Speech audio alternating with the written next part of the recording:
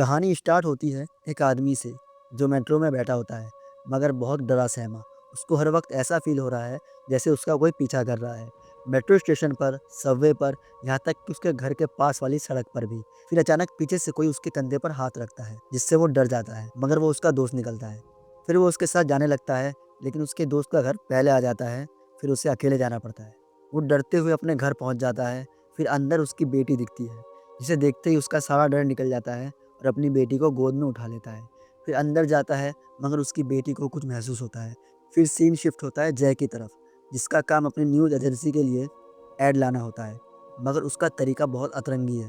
वो लोगों के मैयत पर जाता है और उनके बीच घुल मिल जाता है और उनको कन्विंस करता है जो मरा है उसके मरने की ऐड चलाओ, ताकि सबको मालूम हो और सब शामिल हो सके। फिर देखते हैं वो अपनी एजेंसी जाता है, जहाँ उसका बॉस उससे बहुत खुश होता है। वो उसे कहता है तुम्हारी वजह से बहुत ऐड मिल रहे हैं, बहुत प्रॉफिट हो रहा है।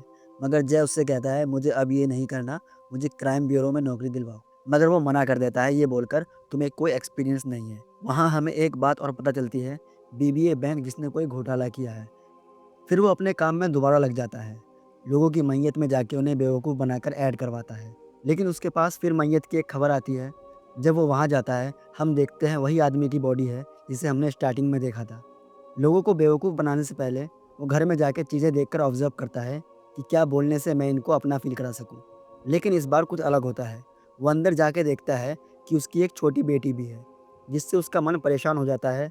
वो बाहर जाके उसकी बेटी को देखता है। वो उदास होती है मगर रोती नहीं है। ये देखकर उसे अपना पास्ट याद आ जाता है। तब वो एक आदमी से पूछता है ये बच्ची तो रो नहीं रही। वो बताता है शायद ये सब समझने के लिए अभी बहुत छोटी है। 2 साल पहले इसकी मम्मी मर गई, बस डैड बचे थे, आज वो भी चला गया। ये देखकर उसे काफ़ी बुरा लगता है। फिर सीन जाता है उसके दोस्तों की तरफ, जिन्हें वो अपने पास्ट के बारे में बताता है। मैं 7 साल का था जब मेरे माँ बाप मरे। मुझे समझ नहीं आया ये सब क्या है। मेरे मन में बस एक ही सवाल था, मम्मी पापा उठ क्यों नहीं रहे। फिर वहाँ मेरी आंटी आती है और मुझे देखती है। फिर उन्होंने मुझे अपने पास रख लिया, लेकिन वो मेरे साथ बहुत बुरा बर्ताव करती थी, हर वक्त डांटती थी। ये सब मैं सह नहीं पाया और ज़ोर से रोने लगा। मेरी आंटी भी मेरे साथ रोने लगी। तभी मुझे समझ आया वो ऐसा क्यों कर रही थी। वो चाहती थी कि मैं रो लूँ, ताकि मेरा दर्द हल्का हो जाए। अगर हम नहीं रोते तो ज़ख्म और गहरा हो जाता है और हमें जीने नहीं देता। आज मैंने उस बच्ची की हालत भी ऐसे ही देखी। फिर हम देखते हैं वो बच्ची अकेले स्कूल से आ रही थी। तभी जय उसे रोड क्रॉस कराता है। फिर उससे पार्क में बैठकर बात भी करता है। वो भी सेम सवाल पूछती है, क्या हुआ है मेरे पापा को। जय कहता है इसका जवाब मैं ढूंढ कर लाऊंगा और तुम्हें दूंगा। बदले में जो मैं मांगूंगा तुम्हें देना पड़ेगा। ये बोलकर वो चला जाता है। फिर सीन जाता है एक बंदे की तरफ, जो जॉगिंग करके मंदिर आता है, मगर वहाँ उसकी शॉक लगने से मौत हो जाती है। इधर जब जय उसकी मैयत पर जाता है, वो देखता है उसकी बॉडी पर जो निशान है और उसी छोटी बच्ची के बाप के बॉडी पर जो निशान थे सेम है। फिर वो अपने दोस्त को कॉल करता है, जो मॉर्चरी में काम करता है। उससे पूछता है उस बच्चे की बाप की मौत कैसे हुई थी। वो बताता है मंदिर के पास शॉक लगने से। फिर जय कहता है वो हादसा नहीं, मर्डर है। फिर हम देखते हैं लेडी पुलिस ऑफिसर को, जो इस केस को हैंडल करती है। उसे भी ये मर्डर ही लगता है। फिर जय उस ऑफिसर से मिलकर बताने की कोशिश करता है, मगर उसे इसकी बात फालतू लगती है, जिस वजह से भगा देती है। फिर वो खुद इन्वेस्टिगेशन करने लगता है। वो मंदिर के पास एक भिखारी से पूछताछ करता है। वो बताता है जब वो मरा था मैंने एक आदमी को देखा था जो दूर खड़े होकर हंस रहा था। गंजा था, मोटा चश्मा लगा रखा था और एक पैर में पोलियो था। फिर हमें पता चलता है जो आदमी मरा है वो बीबीए बैंक के घोटाले का गवाह था। फिर हम देखते हैं एक बंदे के पास बीबीए बैंक वाले कॉल करते हैं और पूछते हैं हम फंस तो नहीं जाएंगे ना। तब वो कहता है जिसको साधु मारता है उसकी मौत एक्सीडेंट ही लगती है, तुम घबराओ मत। फिर सीन जाता है जय की तरफ, जो अब उस जगह जाता है जहाँ उस बच्ची का बाप मरा था। वहाँ एक वॉचमैन से पूछताछ करता है। तब वो भी सेम बात बोलता है कि मैंने यहाँ एक ऐसे आदमी को खड़ा देखा था जो गंजा था, मोटा चश्मा पहनता था और एक पैर में पोलियो था।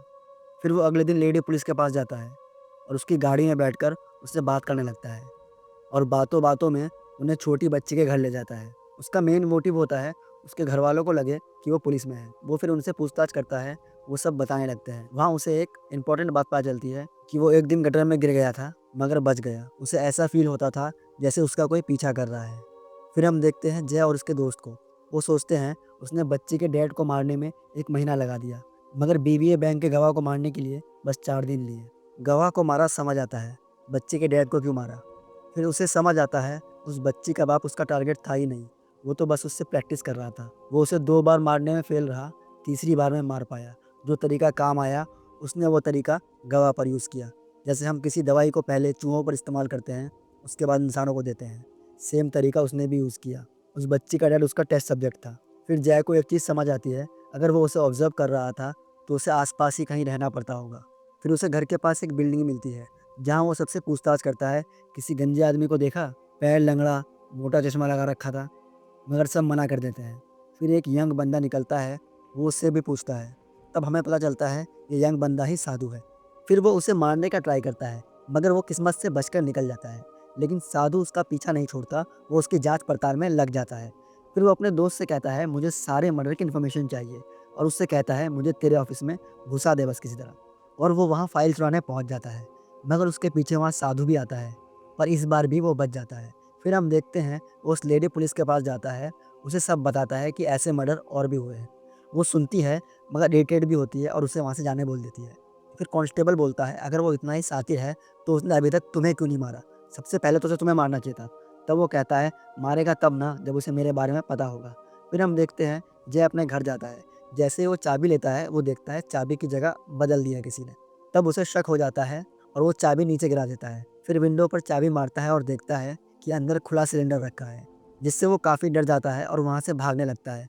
वो पीछे होता है उसके। फिर उसे कुछ समझ नहीं आता, वो एक ट्रैफिक पुलिस वाले को चांटा मार देता है ताकि जेल चला जाए और सेफ हो सके।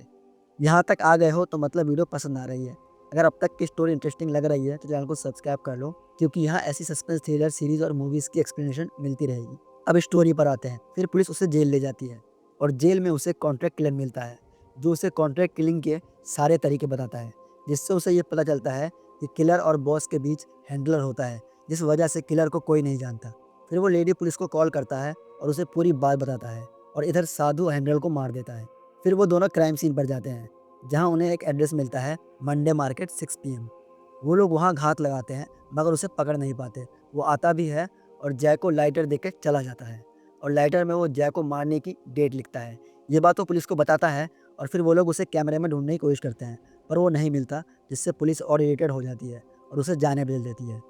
उसके बाद वो थोड़ा परेशान हो जाता है, मगर फिर उसे आइडिया आता है। इस बार वो कैमरे में ऐसे इंसान को ढूंढता है जो कैमरे से छुपने की कोशिश कर रहा हो, और उसे वो दिख जाता है, मगर ना कोई पोलियो वाला पैर, ना कोई मोटा चश्मा होता है। उसके बाद वो ट्रैफिक पुलिस के कैमरे की फुटेज देखता है, जहाँ उसे वो दिख जाता है, मगर क्लियर नहीं। पर वो समझ जाता है ये कौन है, क्योंकि जब वो स्टार्टिंग में बिल्डिंग में पूछताछ कर रहा था, वो वहाँ रिकॉर्डिंग भी कर रहा था।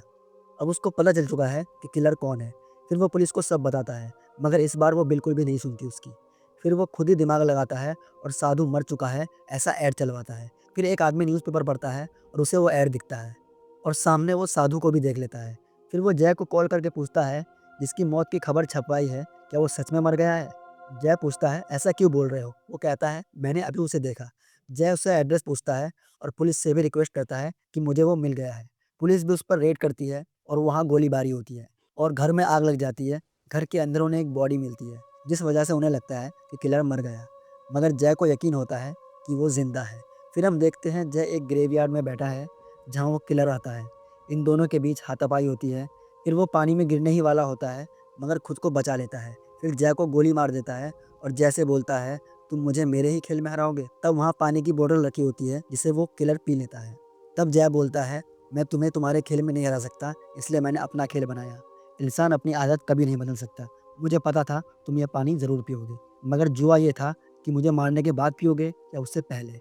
असल में वो पानी नहीं था, वो पानी जैसा दिखने वाला एक केमिकल था, जिसके पीते ही इंसान मर जाता है और वहीं किलर ख़त्म हो जाता है। फिर हम देखते हैं जय अंजलि से बात करता है और उसे सब बताता है और कहता है, जो तुम्हें चाहिए था मैंने दे दिया, अब जो मुझे चाहिए तुम वो मुझे दो। तब वो अंजलि को मुस्कुराने बोलता है, मगर वो मुस्कुराने की कोशिश करने में रो देती है, और जय यही चाहता था कि वो रोए।